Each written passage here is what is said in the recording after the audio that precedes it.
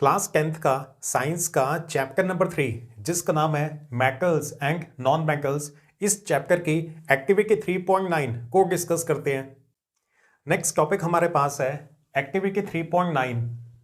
हमारी साइंस के बुक के अंदर जो एक्टिविटी 3.9 है उसे हमने डिस्कस करना है। चलो स्टार्ट करते हैं, फर्स्ट पॉइंट पे आते हैं। Take samples of aluminium, copper, iron, lead, magnesium, zinc, sodium. देखो फर्स्ट पॉइंट पे तो बस आपको ना कुछ मेटल्स की लिस्ट दे रखी है और आपको बोला जा रहा है कि आपने इन सारे मेटल्स के कुछ सैंपल्स कलेक्ट कर लेने हैं। तो आप अपने स्कूल की केमिस्ट्री लैब में जाओगे तो वहां पे आपको ये सारे के सारे मेटल्स मिल जाएंगे, aluminium, copper, iron, lead, magnesium, zinc, sodium. तो हम इन सारे मेटल्स के थोड़े बहुत सैंपल्स ले लेंगे। आगे चलते हैं, सेकंड पॉइंट पे आते हैं। Hold any of the samples taken above with a pair of tongs and try burning over a flame. Repeat with other metal samples. देखो सेकंड पॉइंट में आपको ये बोला जा रहा है कि आपके पास ये जितने भी मेटल के सैंपल्स है ना, एक एक करके आप इन सारे के सारे मेटल्स को बर्न करो और उसके बाद देखो कि क्या ऑब्जर्वेशन होती है। तो ठीक है, डायग्राम में देखो ये वाले जो भाई साहब है इन्होंने एक अरेंजमेंट बना लिया है और यहाँ पे ना ये मेटल के पीस को टांग रखा है, और जो दूसरे भाई साहब हैं वो तूफानी माचिस लेके आ गए हैं हीट करने के लिए। आपके पास तो तूफानी माचिस नहीं है, पर आपके स्कूल की केमिस्ट्री लैब के अंदर बर्नर तो होगा ना, तो आप अपने बर्नर से भी काम चला सकते हो। इन भाई साहब के पास तूफानी माचिस है तो ये तूफानी माचिस से हीट सप्लाई कर रहे हैं। अब मेटल को हीट किया जा रहा है, मेटल को हीट सप्लाई करना, मेटल को बर्न करना एक ही बात है। अब जब आप मेटल को बर्न करोगे तो उससे क्या होगा, मेटल हवा के अंदर जो ऑक्सीजन गैस प्रेजेंट है ना उसके साथ रिएक्ट करेगा और मेटल ऑक्साइड बना लेगा।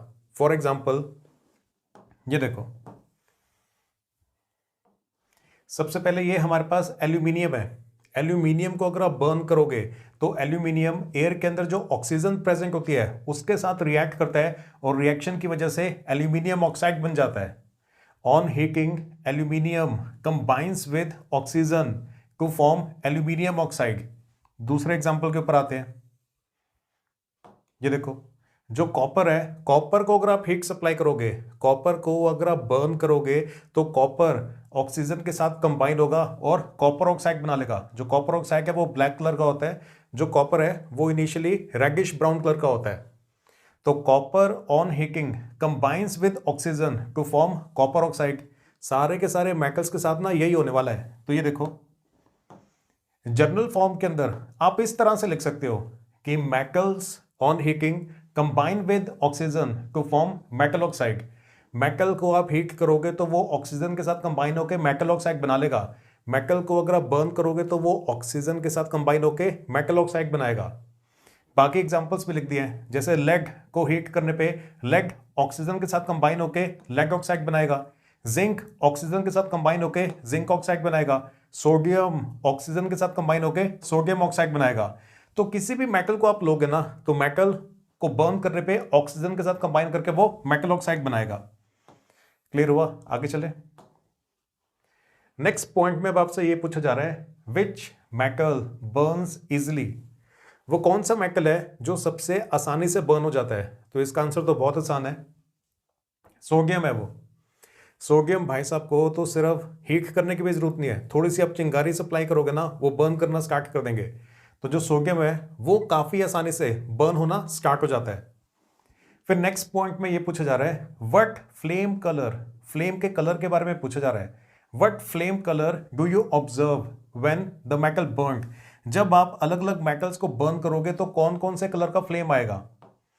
तो यहां पे मैंने लिस्ट कर दिया है, ये मेटल्स के नाम लिखे हुए हैं और इनको बर्न करने पे कौन कौन से कलर का फ्लेम आएगा तो वो यहां पे मेंशन कर दिया है। जैसे जब आप सोडियम को बर्न करोगे ना तो ऑरेंज कलर का फ्लेम होता है। एल्यूमिनियम को बर्न करोगे तो व्हाइट कलर का फ्लेम आएगा। कॉपर को बर्न करोगे तो bluish green, blue green colour का फ्लेम आता है। आयरन को बर्न करेंगे तो गोल्डन फ्लेम आएगा। लेड को बर्न करेंगे तो व्हाइट फ्लेम आएगा। मैग्नीशियम को बर्न करेंगे तो ब्राइट व्हाइट फ्लेम आता है। Magnesium burns with a dazzling white light. Magnesium burns with a dazzling white light, काफी ज्यादा ब्राइट व्हाइट फ्लेम आता है। और जिंक को बर्न करेंगे तो ब्लू कलर का फ्लेम आएगा। अलग अलग मेटल्स को बर्न करने पे अलग अलग कलर का फ्लेम हमें नोटिस करने को मिलेगा। आगे चले, नेक्स्ट पॉइंट पे आते हैं। How does the metal surface appear after burning. आपने मेटल के पीस को बर्न किया था, तो बर्न करने से पहले मेटल का सरफेस किस तरह का था और बर्न करने के बाद मेटल का सरफेस कैसा हो जाएगा, वो आपसे पूछा जा रहा है। देखो, आपको ये तो पता ही ना कि जो मेटल्स होते हैं वो लस्ट्रस होते हैं, मतलब उनका शाइनी सरफेस होता है। तो बर्न करने से पहले मेटल का सरफेस कैसा होगा, शाइनी होगा, लस्ट्रस होगा, चमकदार होगा।